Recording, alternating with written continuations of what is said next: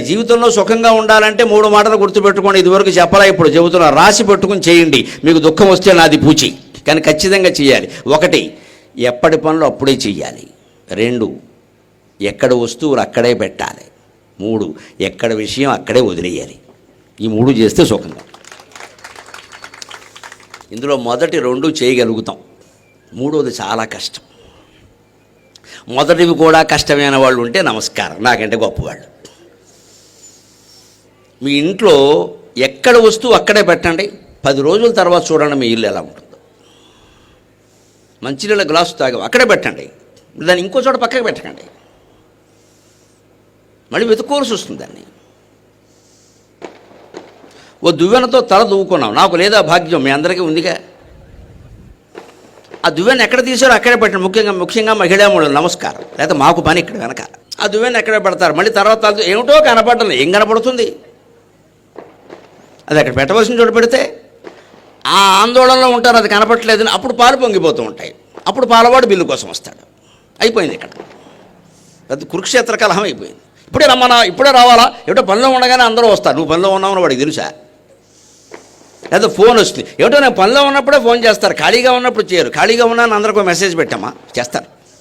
ఇది కుదిరే పని. ఇది మనం ఎలా ఉన్నామో వాళ్ళకి తెలియదు కదండి. వాళ్ళు చేశారు, అయిపోయింది. మనం ఏం చేయాలో మనం నిర్ణయించుకోవాలి. కానీ ఖాళీగా ఉన్నప్పుడు ఫోన్ చేయని ఏమిటంటే, ఖాళీగా ఉన్నామని అందరికీ పేపర్లో ప్రకటించు, లేదా వాట్సాప్లో పెట్టి నేను ఖాళీగా ఉన్నాను దయచేసి ఎవరైనా ఫోన్ చేయండి. అటువంటి మెసేజ్లు కూడా వస్తున్నాయండి, చెబితే బాగుండదని.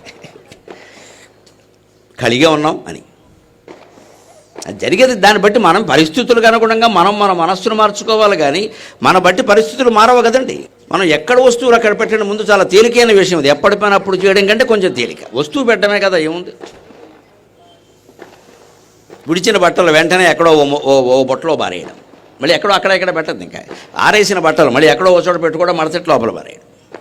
లేదా ఆభరణాలు ఏవో తీసాం, వెంటనే ఎక్కడ పెట్టాలో అక్కడ పెట్టడం, ఓ తాళం వేయడం.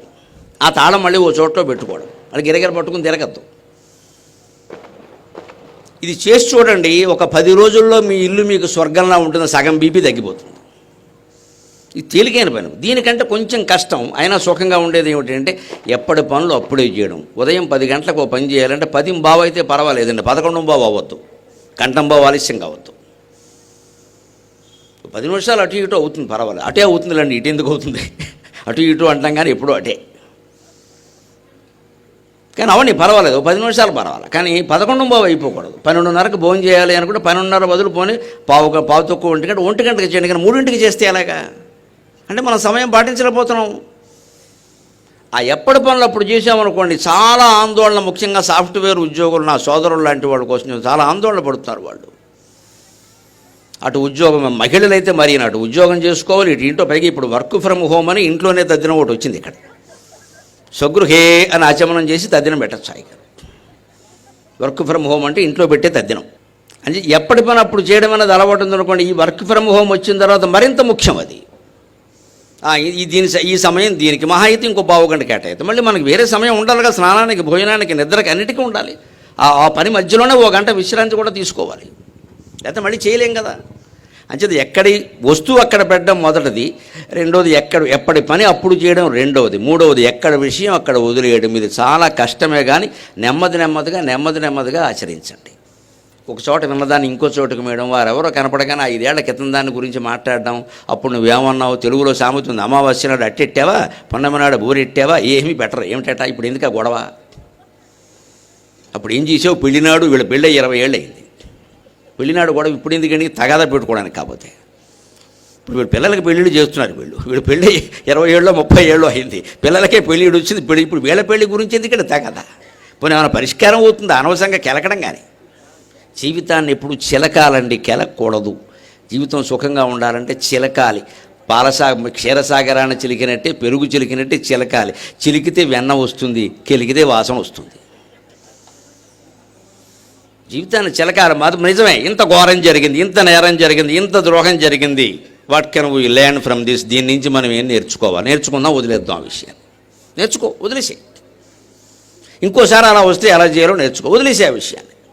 ఇంక అయిపోయింది, దాన్ని చర్చించద్దు. ఇంకా ఎంత కొట్టుకు చచ్చినా ఒక అరగంట క్రితం జరిగిన విషయాన్ని కదా, 1/2 నిమిషం క్రితం జరిగిందని కూడా మళ్ళీ తేలేం మనం. ఇది ముందు మన ఋషులు మన సంస్కృతిలో కొన్ని వేల ఏళ్ల పాటు ప్రాణాయామం ద్వారా ఆరోగ్యంతో ఎందుకు ఉండగలిగారు అంటే వాళ్ళకి ఎక్కడ వస్తువులు అక్కడ పెట్టడం ఎప్పటి పని అప్పుడు చేయడం పెద్ద విషయం కాదు, అది వెంట్రుకవాసి, వాళ్ళకి మామూలుగా అలవాట్లో భాగం అది. ఎక్కడ విషయాన్ని అక్కడ వదిలేసేవాళ్ళు వాళ్ళు. మనలో చాలామందికి లేని అలవాటు అది. ప్రతి దాన్ని పట్టుకుని బేకానాం లాగానాం దా కొట్టుకుందాం అంతే, ఇంకా ఎప్పటికీ తమది. నేను గొప్ప అంటే నేను గొప్ప. దీనికి మనం స్వస్తి పలకగలగాలి.